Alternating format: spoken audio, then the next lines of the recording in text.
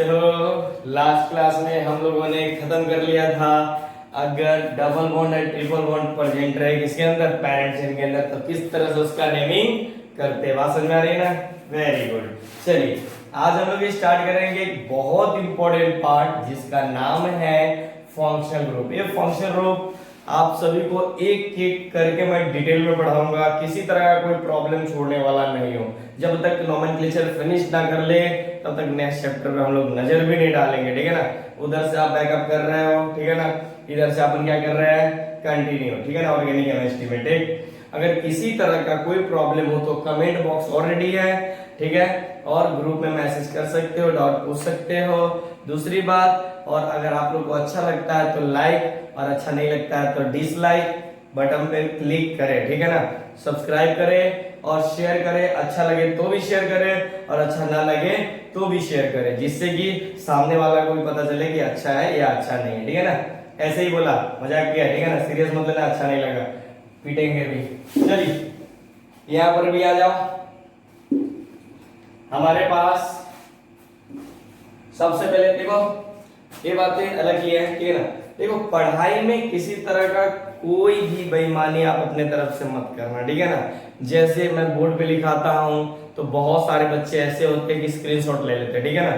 ये गलत आदत है। आप वीडियो रोकिए, उसको लिखिए, जिससे क्या हो जाएगा, आपका कॉन्फिडेंस लेवल और बढ़ेगा। बात समझ में आ रही है ना। आप अपने आप को समझिए कि हाँ मतलब कोई प्रॉब्लम हुआ तो उस समय आप समझ जाइएगा।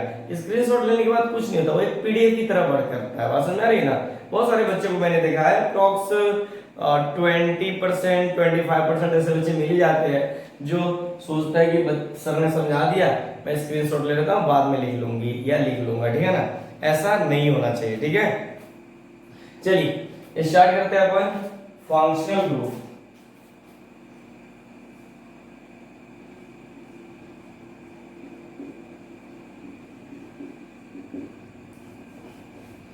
बढ़िया चल नहीं रहा है, क्या बात है। तो बढ़िया चलने वाले मार्केट पे यूज करते हैं फंक्शनल ग्रुप। ठीक, फंक्शनल ग्रुप होता क्या है,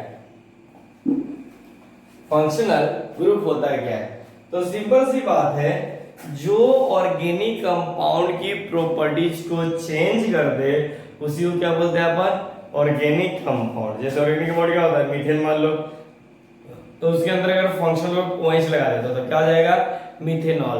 तो वो मीथेन और मिथेनॉल की प्रॉपर्टी चेंज हो गई, ठीक है ना। तो चलिए तो इसको लिख सकते हैं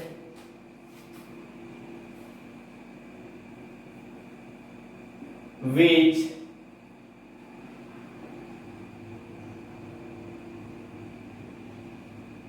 change the properties of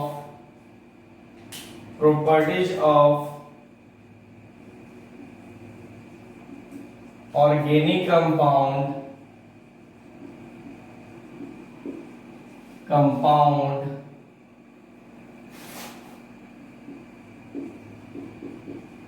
is called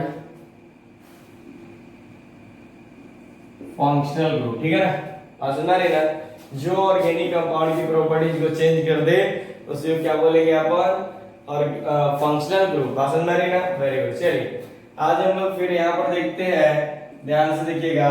आप लोगों ने एक चीज देखा हो, छोटी सी बात कर लेते हैं यहाँ पर कि जब अपन, चलिए ठीक है बाद में बात करते हैं उसकी, ठीक है ना। छोटा सा बात है जो कि मैं वहां पर लिखवा दूंगा। यहाँ पर देखिए, जैसे हम यहाँ पर आते हैं, मुझे दूसरे मार्ग से लिखता हूं, जो फंक्शनल ग्रुप होता है ना, ठीक है ना, वो मेनली दो टाइप्स के होते हैं।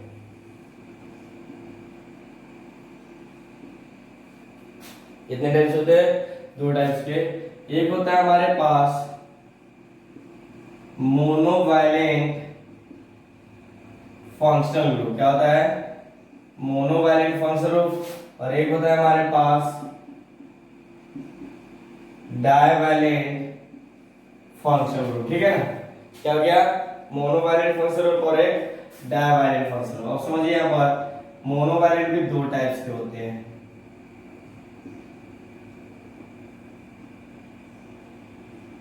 ठीक। मोनोवैलेंट फंक्शन क्या होता है हमारे पास, दो टाइप्स के होते हैं। इसको थोड़ा और लंबा कर दो।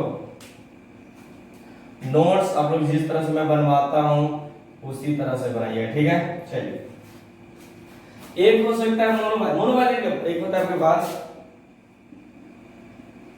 डाइवैलेंट फंक्शन, ठीक है। समझो, मोनोवैलेंट का मतलब होता है कि एक ही साइड से कार्बन ग्रुप जुड़ेगा, ठीक है ना। जैसे ये हो गया, मान लो कोई भी फंक्शन ग्रुप है, एक्स फंक्शन ग्रुप मैंने मान लिया, ठीक। तो इसके एक ही साइड से कार्बन एटम जुड़ता चला जाएगा, क्या आ जाएगा, ठीक। बस समझ रही ना। तो ये हो गया मोनोवैलेंट, ठीक। और डाइवैलेंट का मतलब हो गया, जैसे मान लो कोई भी ग्रुप है, ठीक है ना, एक सी ग्रुप में मान लेता है, एक इधर और एक इधर, एक तो ग्रुप हो सकता है, इधर भी कार्बन एटम, इधर भी, इधर इधर इधर है, दोनों तरफ से ऐड हो सके, तो इसको क्या बोलेंगे, डाइवैलेंट फंक्शन, ठीक। अब आते हैं मोनोवैलेंट। मोनोवैलेंट दो तरह के होते हैं, एक हो जाएगा आपके पास कि फंक्शनल ग्रुप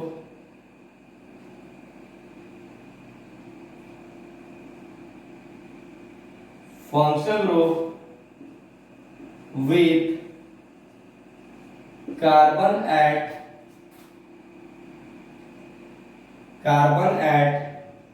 या carbon atom at first point. दूसरा होता है हमारे पास functional group with carbon atom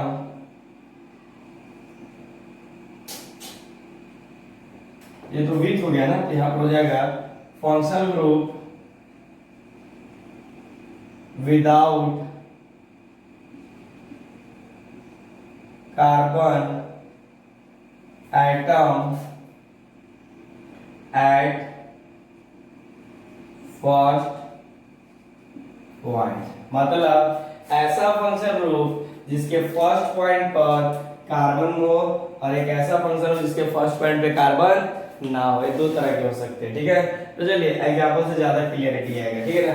एक मिनट देख ले, कोई किसी तरह की दिक्कत तो नहीं आ रही है कैमरे में, नहीं एकदम बराबर आ रही है। चलिए, तो जैसे अगर हम एग्जांपल की बात करते हैं, आप ध्यान दो, यहाँ पर सबसे पहले देखो एक ऐसा फंक्शन ग्रुप जिसके फर्स्ट पॉइंट पर कार्बन हो, मतलब जहां से ये मोनोवैलेंट, मतलब जैसे ये हो गया तो इसके फर्स्ट, ये जो हो गया ना इधर जुड़ेगा कोई ग्रुप, ठीक है ना। तो ये जो फंक्शन ग्रुप है इस पॉइंट पे, पहले पॉइंट पे क्या है, कार्बन है या बिना कार्बन का है, उसकी बात कर रहे हैं। तो देखो यहाँ पर COOH है, ठीक। तो देखो इसके फर्स्ट पॉइंट पे कार्बन है तभी तो इधर जुड़ेगा, ठीक है ना। ये हो सकता है उसके बाद COO या ऐसे लिखो CHO या COX, फिर इसके बाद हो सकता है CN या आप ऐसे को लिख सकते हो, और भी बहुत सारे होते हैं।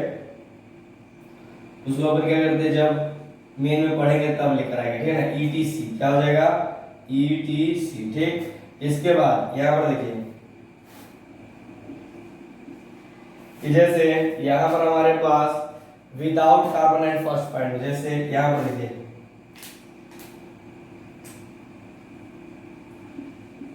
SO3H कैसा है, एस ऐसे लिख देना आप लोग, SO3H, फिर आपके पास हो जाएगा OH NH2, फिर यहाँ पर हो जाएगा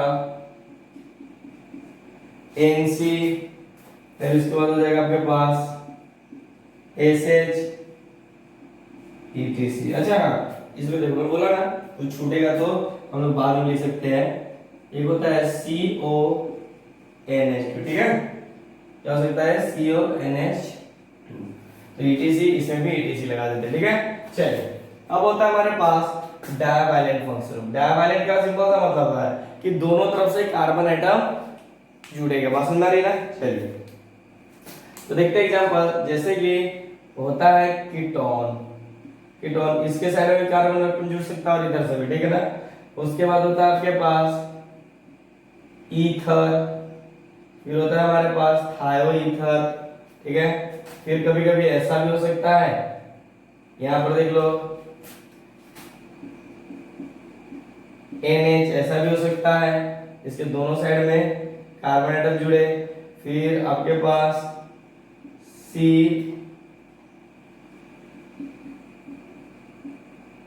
या ऐसे लिख लो ना, COO या सॉरी COOR, बहुत सारा। ये आर का मतलब होता है अल्काइल ग्रुप, यानी कार्बन एटम इधर भी जुड़ सकता है, या एक और होता है, शायद छोड़ दीजिए, जब हम लोग वहां पर आएंगे तो डिटेल में पढ़ना ही है, ETC, अगर कुछ बचा उचा रह जाए तो, ठीक है ना। चलिए, ये हमारा आ गया फंक्शनल ग्रुप का एक छोटा सा पार्ट। एक बात ध्यान रखिएगा इसके अंदर,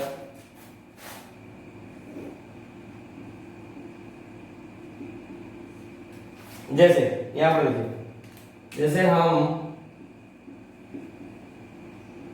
अल्केन में से एक हाइड्रोजन हटा रहे थे, क्या हटा रहे थे, इसको बोलते हैं अल्काइल, ठीक। इसी तरह से हमारे पास एक होता है ए, ठीक है ना, इसको बोलते हैं बेंजीन, या इसका दूसरा नाम होता है एरोमेटिक कंपाउंड, ठीक है ना। तो जैसे इसमें से हम क्या करते हैं, एक हाइड्रोजन हटाते हैं, ठीक है ना। तो जब हाइड्रोजन हटाते हैं तो ये बन जाता है, जैसे देखो ध्यान रखना, जैसे यहाँ पर इन सबके पास एक एक हाइड्रोजन है, तो मैं क्या करता हूँ, इस हाइड्रोजन को, एक हाइड्रोजन को रिमूव कर देता हूँ, रिमूव हो गया, तो इसको बोलते हैं अराइल, अराइल कंपाउंड, क्या बोलेंगे, अराइल कंपाउंड, या ये हो गया आपके पास अराइल ग्रुप, ठीक। चलिए, यानी अब इसके पास हाइड्रोजन लगेगा तो अराइल हैलाइड कुछ भी हो सकता है, ठीक है ना। बस इतना ध्यान रखिएगा, इसमें से जब एरोमेटिक कंपाउंड से जब हम एक हाइड्रोजन हटाएंगे तो क्या बना देगा ये, अराइल कंपाउंड, बस समझ रहे ना। चलिए, एक और हमारे पास आता है जो कि ध्यान रखिएगा, ये नोड नंबर 1 हो गया, ये नोड नंबर 2 हो गया, और ये नोड नंबर 3 हो गया। जैसे कभी भी कोई कंपाउंड इस तरह से आता है, कैसा आता है, इस तरह से, इधर भी और इधर भी कोई कंपाउंड जुड़ा हुआ है, ठीक है ना, तो इसको बोलते हैं कार्बोनियल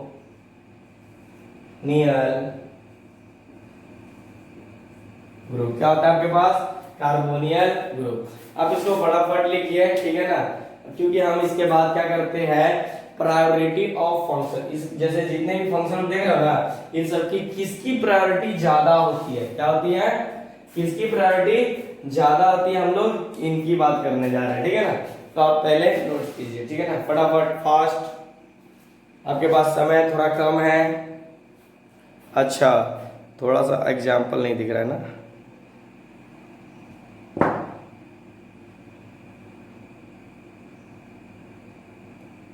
चलिए, हो गया, वेरी गुड, हम इसको मिटा रहे हैं।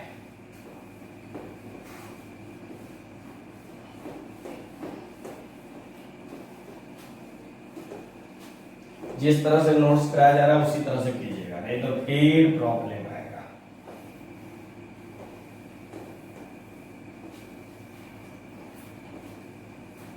चलिए, अब हम लोग यहाँ पर एक बातें करने जा रहे हैं जिसका नाम है सीनियरिटी या प्रायोरिटी फंक्शन ग्रुप। क्या बोलेंगे, यहाँ पर ध्यान दीजिएगा,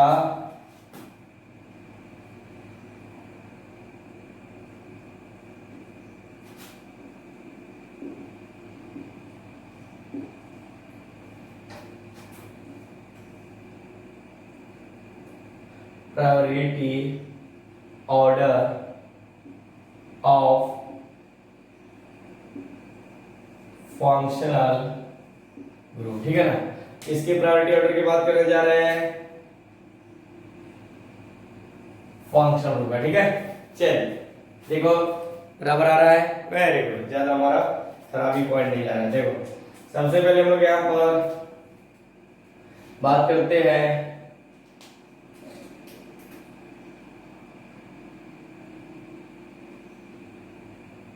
फंक्शनल ग्रुप, ठीक है। इसके बाद हमारे पास होता है एक प्रीफिक्स और दूसरा होता है हमारे पास सफिक्स। क्या होता है? प्रीफिक्स का मतलब होता है सब्स्टिट्यूएंट, सफिक्स का मतलब होता है सबसे लास्ट में लगाने वाला, ठीक है ना। Very good. चलिए तो देखो जो मैं लिखा रहा हूँ, जिस तरह से डेटा लिखा रहा हूँ, इस तरह से आपके पास भी नोट होना चाहिए, ठीक है, ताकि ग्रुप में शेयर करो और आप लोगों को याद करने में काफी आसान हो, ठीक है। चलिए पहला हम लोग स्टार्ट कर रहे हैं। इसमें जो होता है हमारे पास पहला, ये होता है हमारे पास सी डबल ओ एच। क्या होता है? C double O H. इसका जो प्रीफिक्स होता है, ध्यान रखिएगा, इसका जो प्रीफिक्स, थोड़ा बड़ा लिख दूं क्या? इसका जो प्रीफिक्स होता है इसको कार्बोक्सिलिक एसिड बोलते हैं। आप लोग साथ में मैं बोलते चलूंगा, आपको मन हो तो लिख भी लेना। क्या होता है? हालांकि हम इस सब को सेपरेट करके पढ़ेंगे, ठीक है, लेकिन ये ऑर्डर आपको याद होना चाहिए। प्रीफिक्स इसका होता है कार्बोक्सी और इसका होता है ओइक एसिड, और या इसी को बोलते हैं कार्बोक्सिलिक एसिड। क्या होता है? कार्बोक्सिलिक एसिड, ठीक है, समझ में आ रहा है। चलिए इसके बाद अपन क्या करते हैं, दूसरा होता है हमारे पास SO3H, ठीक, इसको बोलते हैं अपन सल्फो, फिर इसको बोलते हैं अपन सल्फोनिक एसिड, ठीक है। चलिए यहां पर फिर आता है हमारे पास C डबल ट्रिपल O। तो मैं इसका स्ट्रक्चर बनाना, हालांकि सबका अपना अपना स्ट्रक्चर होता है, लेकिन इसका मैं स्ट्रक्चर बनाना स्टार्ट करूंगा, क्योंकि बिना स्ट्रक्चर गए अच्छा नहीं लगेगा, ठीक। ये देखो इसका प्रीफिक्स कुछ नहीं होता है, इसका जो सफिक्स होता है ये होता है ओइक एंड हाइड्राइड। क्या होता है? ओइक एंड हाइड्राइड, ठीक है। चलिए फिर नेक्स्ट होता है हमारे पास C डबल O R, ठीक है ना। तो ये होता है इसका अल्कोक्सी कार्बोनियल, और ये जो होता है आपके पास OATE, ओएट, ठीक है, सफिक्स। इसके बाद जो हमारे पास होता है COX, मतलब ये हाइड्रोजन लगा हुआ, ठीक है ना, तो इसको बोलते हैं हाइलो फॉर्माइल, ठीक है, और इसको बोलेंगे वाइल हाइलाइट, ठीक है ना, या इसका एक और नाम होता है कार्बोनियल हाइलाइट, ठीक है। यहां पर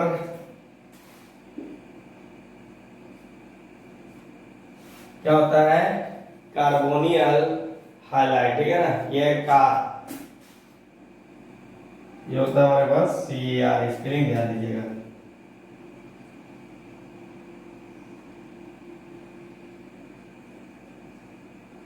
कार्बोनियल हाइलाइट, ठीक है। चलिए ये होता है नेक्स्ट हमारे पास, और भी बहुत सारी चीज होते हैं, CONH2, ठीक है, ये होता है कार्बोमाइल, ठीक है। उसके बाद इसका जो होता है हमारे पास, ये होता है ना अमाइड, ठीक है, ये हो गया। तो इसका एक और ब्रैकेट में ले लो,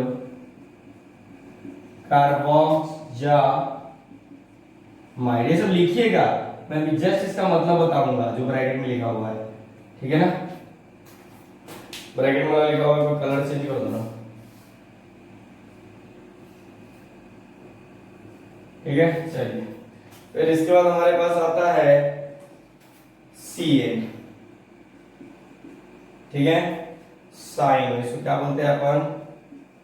साइनो। फिर इसका नाम होता है नाइट्राइल, और इसको आगे लिखना चाहो तो कार्बोनाइट्राइल होता है इसका, ठीक है ना। लिखोगे क्या? ये होता है हमारे पास, ब्लैक मार्कर से लिखता हूं, कार्बो नाइट्राइल। ठीक है,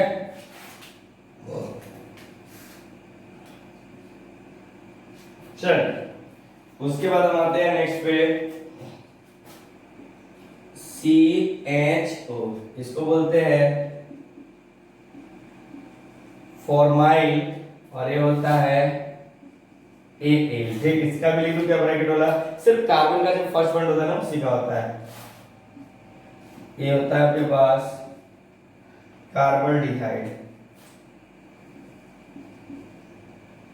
कार्बन डिहाइड, कार्बन डिहाइड। वेरी गुड, सब आ रहा है, मुझे लगा नहीं आ रहा है। ठीक है, चलिए फिर इसके बाद हमारे हम शायद सोच रहे हैं इस एक ही में सब आ जाए। एसएच रहता है मरकैप्टो। ठीक है, और ये होता है आपके पास थायरोल। अरे ये सब उतना इंपॉर्टेंट नहीं है नीचे वाला, ठीक है ना, लेकिन फिर भी लिखा देते हैं। एक होता है कि कभी कभी किसी न किसी रूप में आ जाता है। एक मिनट रुक जाइए, इनसे पहले ना दो चीज और आता है, मैं प्रायोरिटी ऑर्डर में लिखा देता हूँ। जैसे सबसे ज्यादा हाई प्रायोरिटी क्या होता है, उसके बाद ए, उसके बाद ए, उसके बाद ए, उसके बाद ए, मतलब नीचे जाने पर लोएस्ट प्रायोरिटी था। इस तरह से जेई ने 2 बार क्वेश्चन पूछ चुका है, इसलिए मैं इस ऑर्डर में लिखवा दे रहा हूँ। ठीक है ना, ताकि दिक्कत ना हो याद करने। ठीक है, चलिए यहाँ पर होता है जब आपके पास जैसे सी ओ और ओ, यानी कीटो बोल सकते हो, कैसे, इस तरह से सी डबल बॉन्ड और ए, मतलब इसके दोनों साइड में कार्बन जुड़ सकता है। ठीक है, तो ये हो जाएगा हमारे पास कीटो भी हो सकता है या ऑक्सो भी हो सकता है, और इसके लिए जो सफिक्स यूज करोगे हो जाएगा ओ एन ई वन। ठीक है, चलिए इसके बाद हम लोग ओ एच की तरफ बढ़ते हैं, तो इसको बोलते हैं हाइड्रोक्सी, और इसको बोलते हैं ओ एल। ठीक है, देखिएगा ज्यादा नीचे ना जाए, कमेंट में लिखते चलिएगा आप लोग।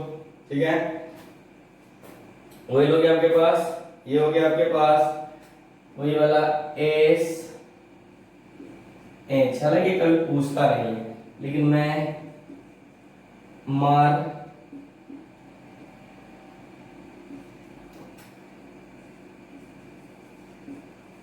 मरकैप्टो, मरकैप्टो, और ये हो जाएगा आपके पास थाइम। ठीक, चलिए आप इसको पहले नोट कीजिए, नहीं तो फिर प्रॉब्लम आ जाएगी। ठीक है, देखो ध्यान दीजिएगा, ये बराबर आ रहा है, यहाँ तक तो आ गया है। अभी 2-4 फंक्शन ग्रुप और है जो आप लोग इसी तरह से आगे लिख लेना। जैसे देखो यहाँ पर ये सबसे ज्यादा हाई प्रायोरिटी 1 2 3 4 5 6 7 8 9 10 11 ये हुआ। अभी 2-4 और मैं लिखवा देता हूँ, जिससे कि आप लोग को कोई दिक्कत ना हो किसी तरह। ठीक, देखो इसका मतलब क्या है कि देखो जब आपके पेरेंट चेन के अंदर कोई फंक्शनल ग्रुप आता है, अगर एक ही है, ठीक है ना, तो उसको हम लोग सफिक्स यूज करेंगे। ठीक है ना, तो अगर मान लो एक से ज्यादा फंक्शनल ग्रुप आ गया पेरेंट चेन में, ठीक है ना, तो अब हमारा मुश्किल हो जाएगा ना, सफिक्स इसको रखे, प्रीफिक्स इसको रखे। तो देखिए जो सबसे हायर प्रायोरिटी वाला बंदा होगा उसको क्या करेंगे हम लोग, सफिक्स में काउंट करेंगे मेन चेन में, मतलब मेन फंक्शन ग्रुप में। बाकी जितने भी बच जाएंगे उनको सब्स्टिट्यूएंट की तरफ यूज करेंगे। ठीक है ना, तो जब सब्स्टिट्यूएंट की तरफ कोई फंक्शन ग्रुप यूज करेंगे तो ये नेमिंग आएगा। ठीक है ना, और जब सफिक्स से यूज करेंगे तो ये जो ब्रैकेट्स में लिखा हुआ है ये मैं बाद में बताऊंगा, नोट के रूप में लिखवा दूंगा कि जब फंक्शनल ग्रुप के कार्बन को हम पेरेंट चेन के अंदर इंक्लूड नहीं करते, और बाकी ये सब क्या है, जब पेरेंट चेन के अंदर फंक्शनल ग्रुप के कार्बन को हम लोग इंक्लूड करते हैं। बात समझ में आ रही है ना, कुछ बाउंस भी मार रहा होगा लेकिन क्वेश्चन से ज्यादा डील होगा। ठीक, पहले इसको नोट कीजिए फास्ट। ठीक है, चलिए तो इसके बाद मैं पूरा मिटाता हूं।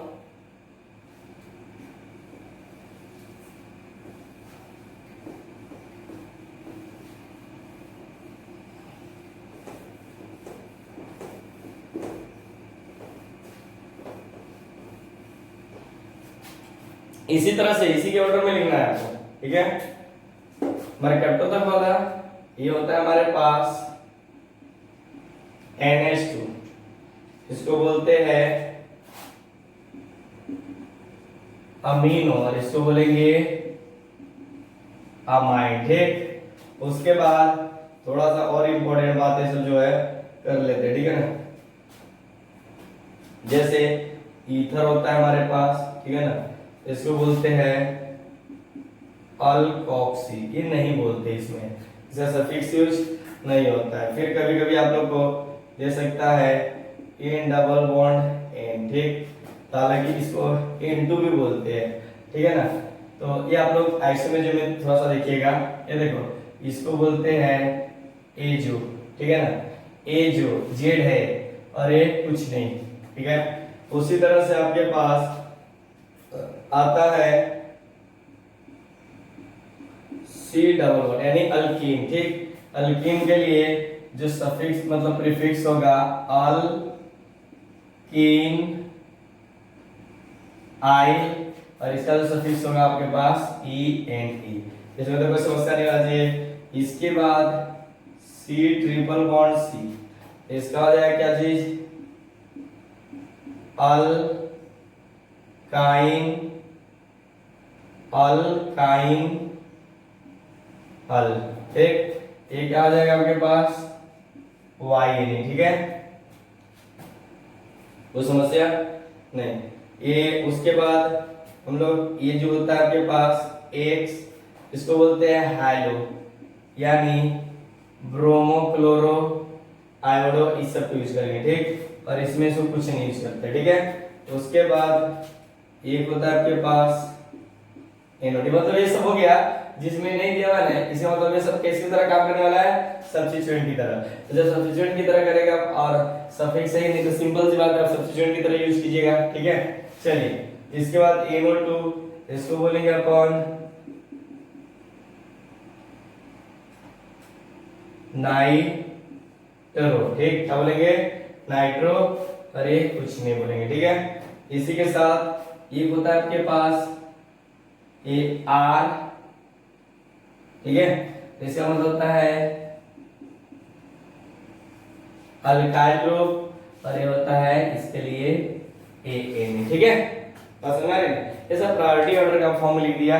और हाँ इसमें ना आप लोग क्या कीजिएगा, थोड़ा सा सजाने के लिए इस तरह से स्टार्टिंग में से पहले जो लिखा है उसको भी इस तरह से कर लेना, ठीक है, इतना या ऐसे कर लेना। अगर लगे तो इस तरह से भी कर लेना, अच्छा लगेगा उतना, लगे ऐसे ना मत करना, इतना वेटर नहीं लग रहा, ठीक है ना।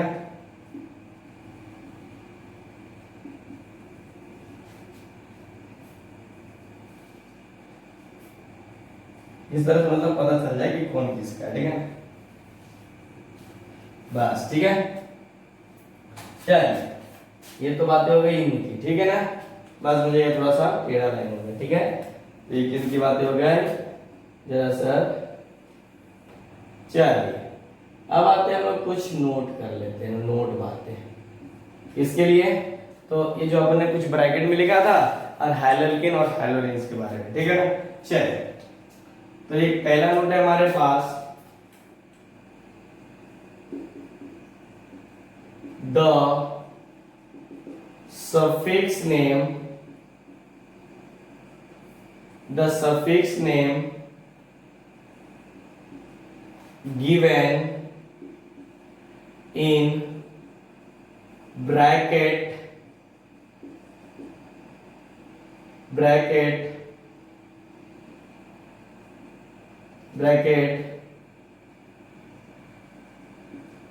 are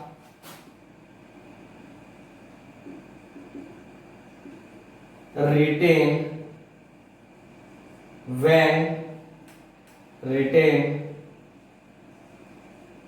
when carbon atom at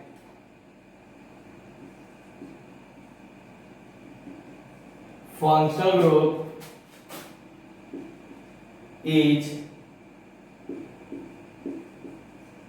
is not count in main chain, ठीक है ना।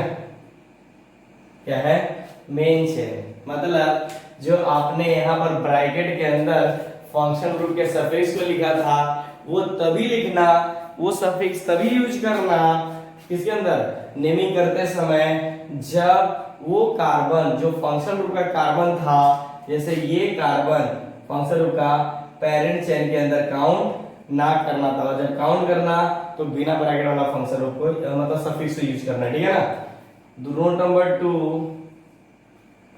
इसके लिए मैं तो इस मार्कर का यूज करूंगा कि नाइट्रो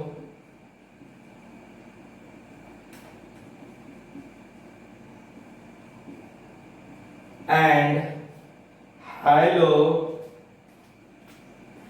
हाइलो इज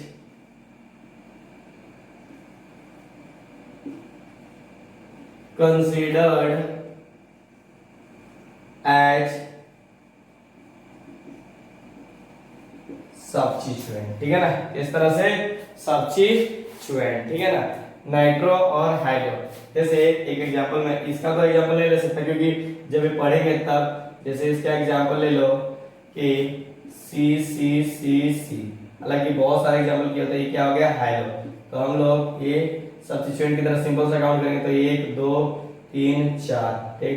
तो ये क्या हो गया, सब्स्टिट्यूएंट। इसे लिखेंगे 2 ब्रोमो, जैसे हाइलो लिखे हो ना, तो हाइलो को बोले हैं तो ब्रोमो क्लोरो, ठीक है ना।